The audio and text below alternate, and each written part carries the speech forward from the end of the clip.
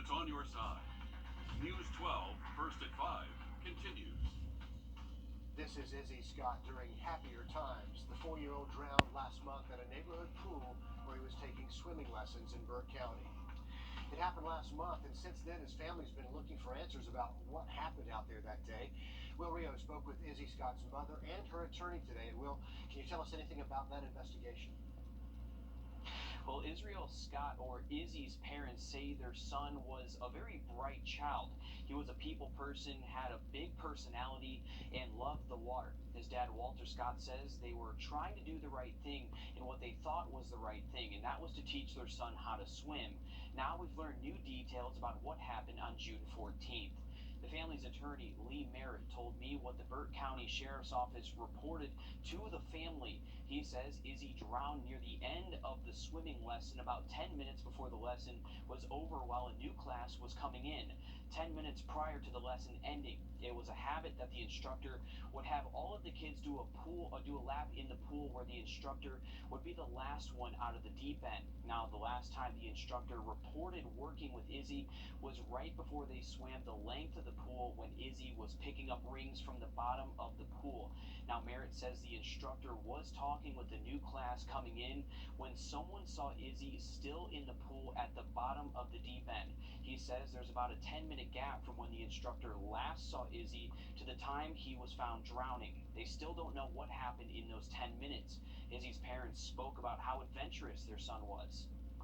He's just friendly. He's very sweet, very smart. He was learning to read, write his name. You know, he just loved adventure. He wasn't scared of nothing. The sheriff's office tells me we can expect that incident report to be done later today or even tomorrow. Coming up on News 12 at 6 o'clock, we're asking the family where they plan to go from here and what we could see come from this case coming up. Just a heartbreaking story, Will, and yes, they do deserve those answers. To weather now as we give you a live look outside I-20. Just about 10 minutes. Deputies have arrested a man accused of killing his father. This is 42-year-old Jason Miller in a Colquitt County jail facing murder charges. Aiken County deputies responded to a wellness check in a North Augusta neighborhood last night, and after getting no response from inside, they checked the back door. They say they eventually found Bobby Miller on his bedroom floor with a gunshot wound.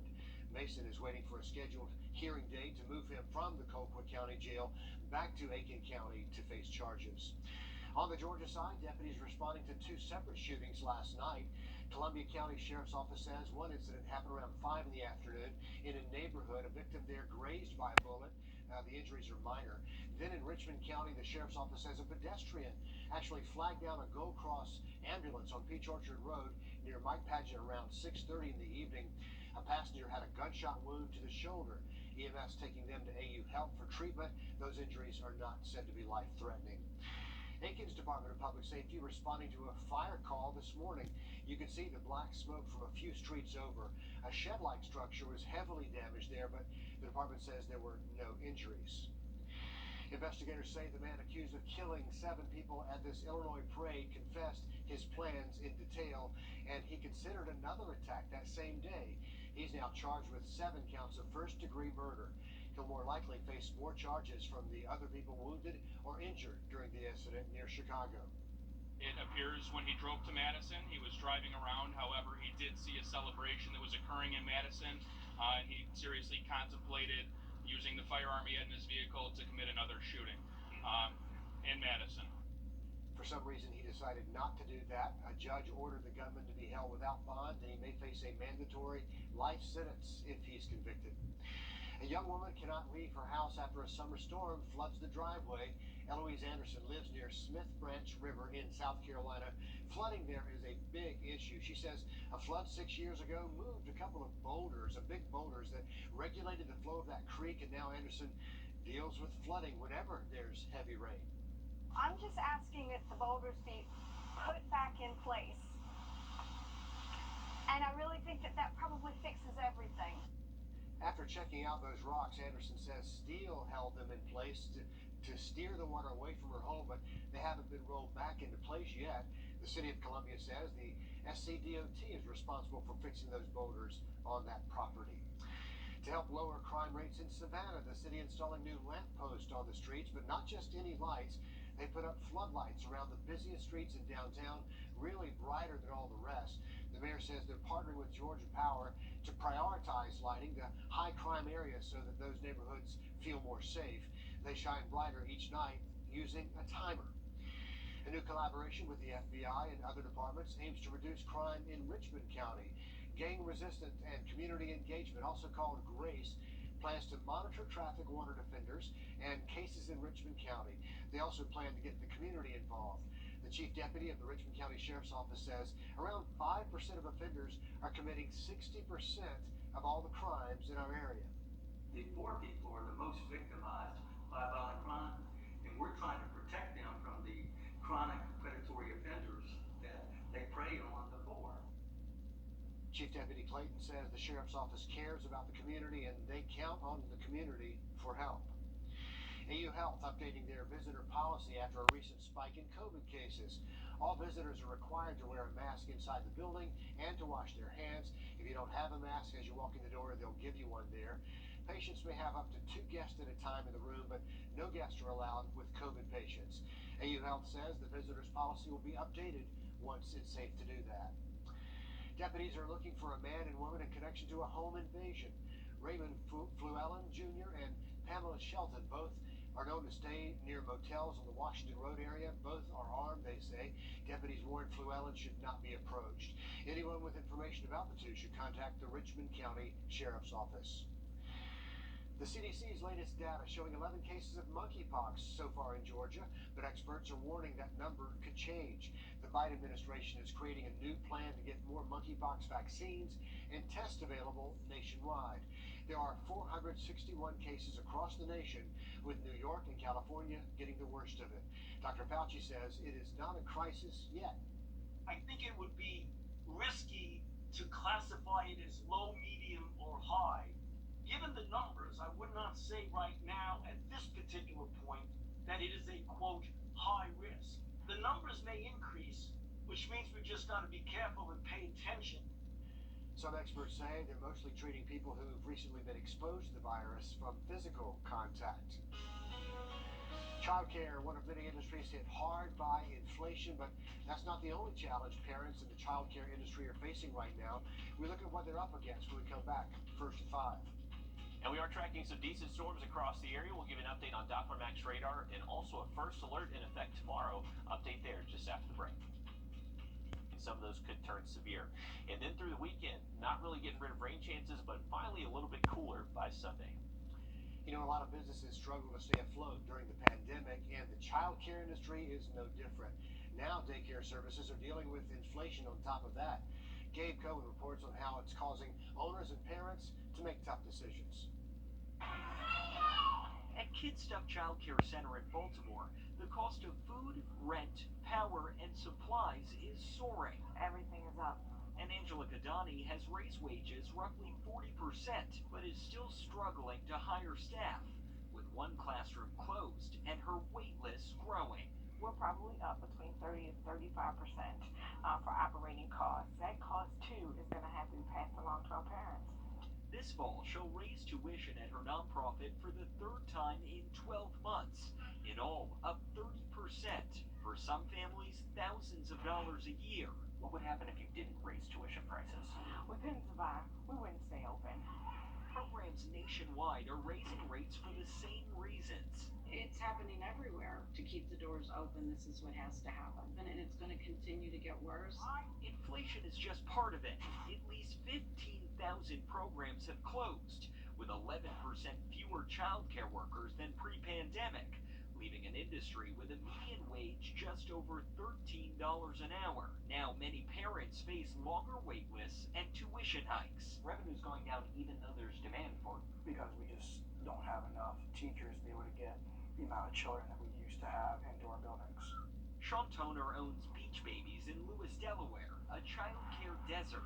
He's raising tuition 8 to 10% this fall for the second straight year to offset inflation and raise teacher wages to roughly $14 an hour.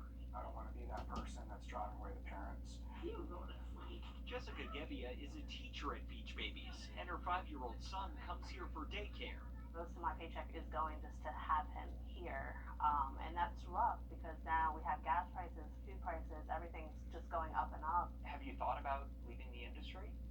I love what I do, and I can't. These children need teachers who do love what they do. But many mothers have left the workforce, part of a trend.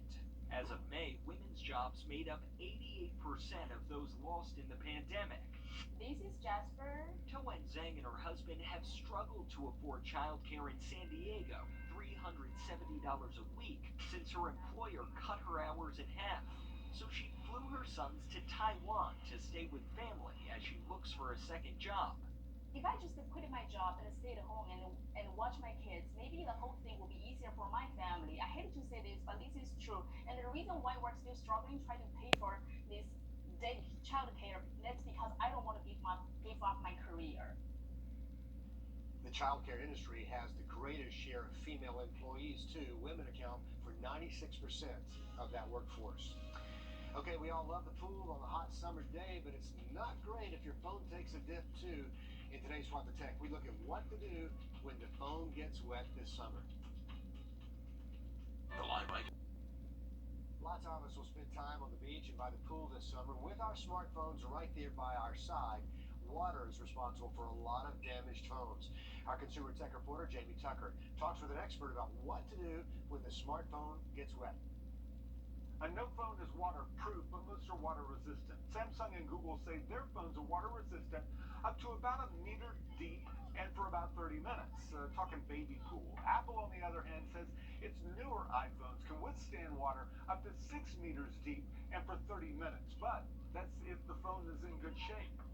But any phone with a cracked back or screen isn't water resistant at all. You're basically, the integrity of that case or screen is no longer there. So of course you can get the liquid in there. Assyrian's Larry Murphy says the type of water matters. Fresh water is less damaging than chlorine or salt water. Salt water is very damaging to your device. So salt water is super corrosive.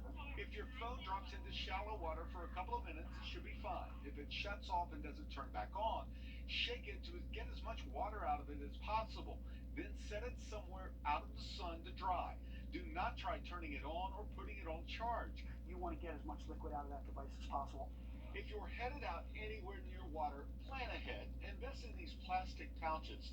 They close tightly to prevent drops from getting inside, and they'll float if the phone is accidentally dropped into the water. These water-resistant pouches protect the phone from heat. They also float. They're both widely available for about $20. And Murphy's best advice if you're taking a phone anywhere, do yourself a favor, back up your information, because that will save everyone a little bit of a headache. And remember, if the phone is cracked in any way, humidity can also cause a problem. Let that moisture get inside the phone. If you're going to take it anywhere, put a case on it, and if it does get wet, act quickly. That's What the Tech. I'm Jamie Tucker. And I know what you're thinking here. As for drying out the wet phone by putting it in that bowl of rice that you've heard about, maybe you've tried it. Jamie says it won't hurt the phone at all, but probably won't absorb enough moisture to help out very much. But there's always hope, right? Okay, the Panthers making a big splash this offseason, trading for quarterback Baker Mayfield from the Browns. Gerald Jones Ford on Wrightsboro Road, or shop online at GeraldJonesFord.com. All right, hang on tight here. If you're not a fan of heights, this is not the ride for you. Colorado, now home to the country's highest looping roller coaster. They say this one defies gravity. It's more than 7,000 feet above sea level, which means you get some amazing views if you keep your eyes open. And it can go as fast as 56 miles per hour. That is zipping by. The park is planning on unveiling this Saturday. But Riley, that is a big drop.